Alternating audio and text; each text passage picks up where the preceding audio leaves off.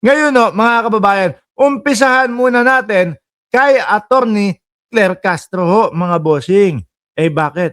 Kasi sasagutin ni Attorney Claire Castro kung si Commodore J. Tariela ay pahihintuin ba ng Malacanang doon sa kanyang pagiging spokesperson. Kasi nga ho, di ba mga kababayan, binabanatan. Ayan. Binabanatan ng mga DDS, binabanatan ng mga Duterte senators or ng mga senator. No? Ito pong si Commodore J. Tariela. Ngayon, ang sagot nandito na. Pilit kasi na sinisira ng mga senador si J. Tariela, kesyo daw naman po civilian lang or whatever, no? Pero para ho sa atin, alam ko sa inyo, karamihan sa atin para po tungkol kay J. Tariela, ha? Alam ko lahat tayo gusto ang ginagawa ni Commodore J. Tariela. Gusto nating lahat yung pagiging makabayan ni Commodore J. Tariela. Di ba, Chi? At Eseng Mariano, pakinggan po natin. Kapanahin po namin, Senador, si former Justice Antonio Carpio. Meron po siya minumungkahi kasi Hindi pa to kay Marcoleta to. Ito. Pipigilin ba ng Malacanang si J. Tariela? Ayan. Pipigilan ba ng Malacanang si J. Tariela o si Commodore J. Tariela? Ano po ang sagot, Atty. Claire? Dalawa. So ang tanong, patitigilin ba ng Malacanang si J. Tariela sa pagsasalita laban sa pambubuli naman ng China? Ako dapat hindi. Dapat naka-back up, nakasuporta at nasa likod tayo ni Commodore J. Tariela ho, mga kababayan. Kasi si Commodore Tariela, spokesperson siya for the operations. So, kung ang mga sinasabi niya naman ay hindi naman polisiya, patungkol sa operasyon, at ito naman ay hindi lumalabag sa batas, hindi naman dapat rendahan. O, yun naman pala tungkol sa operasyon kung ano ang ginagawa at hindi naman tungkol o lumalabag doon sa mga batas. Di ba, Chai Chair, happy birthday sa iyo at kay Ma'am Maritel T. Pero ako, mga bossing, hanggang dulo, babackupan ko itong pagiging makabayan at itong pagtatanggol ni Commodore J. Tariela sa ating mga teritoryo ho, mga bossing. Aba, yan ang mga totoong tinatawag dapat na Andres Bonifacio, hindi yung mga self-proclaim na Andres Bonifacio. Hutang na nyo. Tapos, nasaan ang aninyo nyo? Nasaan ang side ninyo? Nasa China? Hutang na nyo. Niloloko nyo ang mamamayang Pilipino. Dapat po ito yung ating mga tinitindigan at tinatayuan sa likod para alam nila na ang mga Pilipino at ang mga kagaya natin ay sumusuporta sa kanila ho, mga kababayan. Matapang Diba?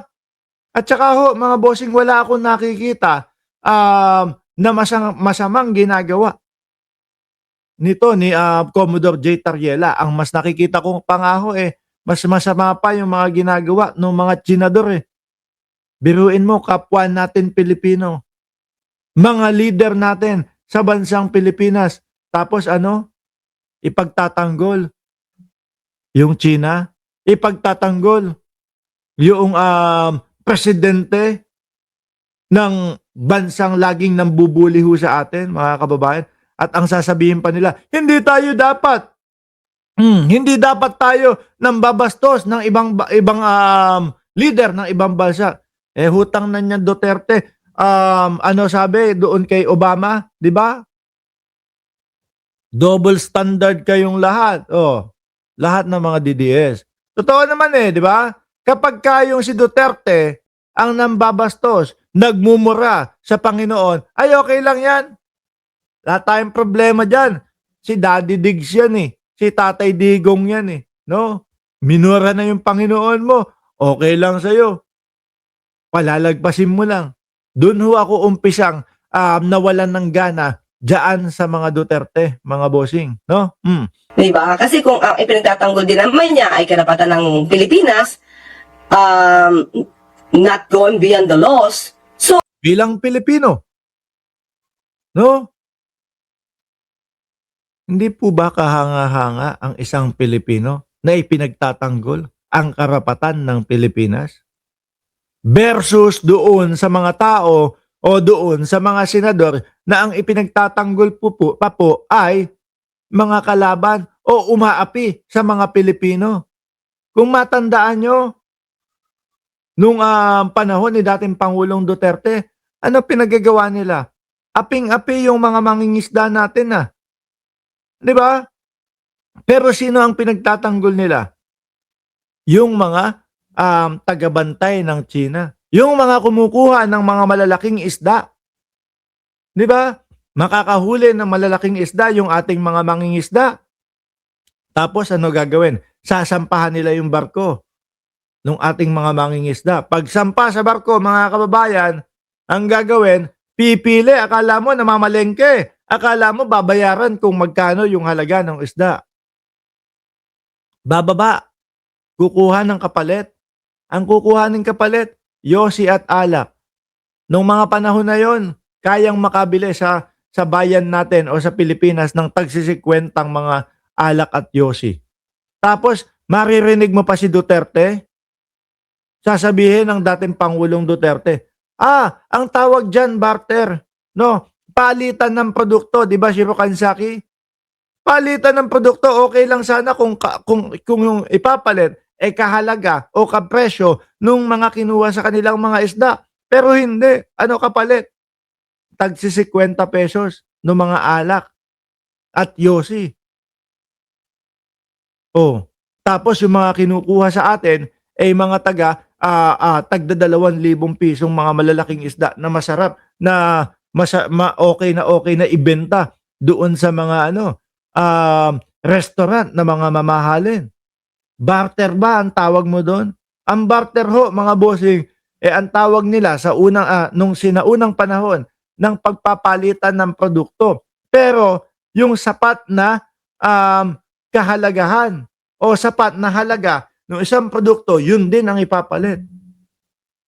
Di po ba?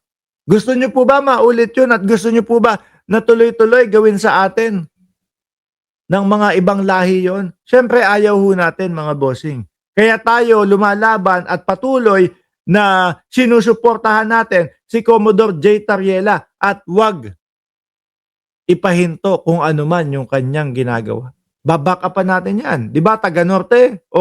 At Gerald Evans at John Capacete at Legazpi.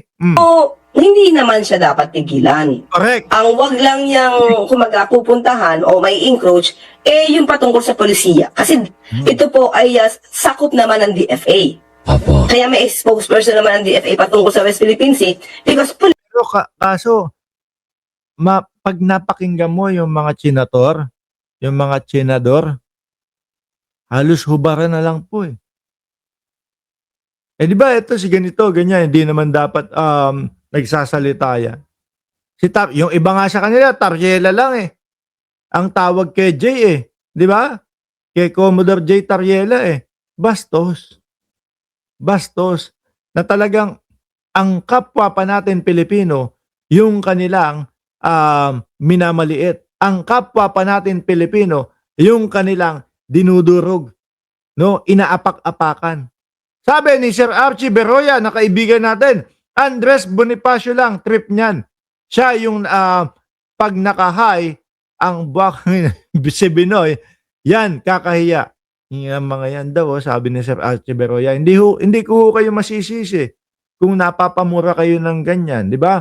Sabi ni Vince Del Santos, marami pa ding mga bobong DDS dito sa Davao. Tingnan nyo, ang naniniwala kay Digong, si Sir Vince Del Santos na taga Davao. Hindi approve sa kanya ang mga Duterte o ang mga si Digong. Kaya tigilan nila yung mga pinagsasasabi nila na buong Davao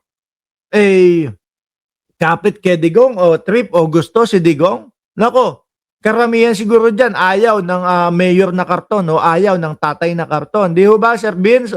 polisiya naman yon. Hindi naman pwedeng ma-encroach din naman ng DFA yung trabaho ng PCG, ng Philippine Coast Guard patungkol sa kanilang operasyon. So ang instruction